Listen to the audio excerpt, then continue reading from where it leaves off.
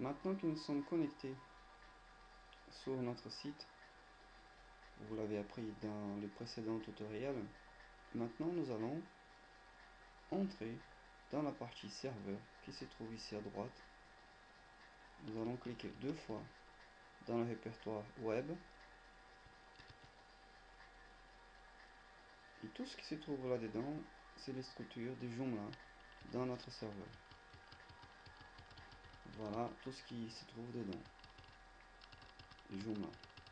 Vous n'allez pas toucher à ces dossiers pour l'instant. Vous allez tout simplement créer un répertoire là-bas en choisissant les deux petits points et cliquez droit avec la souris et vous choisissez l'option créer un dossier. Vous allez donner un nouveau nom à ce dossier qui va s'appeler sauvegarde. Vous allez valider. Nous allons tout en bas dans la lettre S pour voir s'il était bien créé. Voilà, votre dossier il était bien créé. Et maintenant nous allons donner des droits à ce dossier. Ça veut dire que pour l'instant on ne peut rien faire dessus parce qu'on n'a pas de droits. On va cliquer droit sur ces dossiers et on va aller dans permission du fichier. Et dans les valeurs numériques, vous allez taper 777. Vous faites récursion dans tous les sous-dossiers et vous faites valider.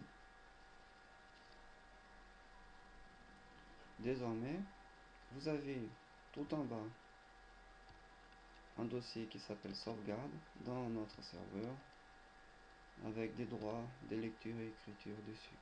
Maintenant, nous pouvons faire une sauvegarde du Joomla dans ces dossiers avant de faire des modifications dans Joomla. Plus tard, si vous voulez envoyer des fichiers supposant des images de votre PC vers Joomla, vous n'avez qu'à ouvrir les dossiers images de Joomla, aller dans Stories, je donne des exemples, et là, vous pouvez mettre autant d'images que vous voulez au format JPEG ou au format PNG. Les images que vous allez récupérer ici, dans cette partie, c'est la partie de votre bureau, de votre PC. Tout ce que vous voyez de ce côté gauche là concerne votre PC. Le bureau de votre PC, les documents, les images, etc. Tout dépend de quel système vous utilisez. Dans mon cas bien précis, je travaille sur Linux. Donc mon arborescence, elle va être bien différente de la vôtre. Par contre, le côté serveur va apparaître toujours de cette manière, site distant, plus le chemin des répertoires où vous êtes dedans. Ici chez vous, site local, le chemin de répertoire où vous êtes actuellement.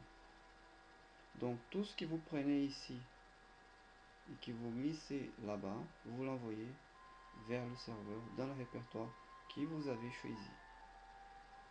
Voilà, maintenant que nous avons créé donc un dossier de sauvegarde, nous pouvons quitter FileZilla. Merci beaucoup, à bientôt.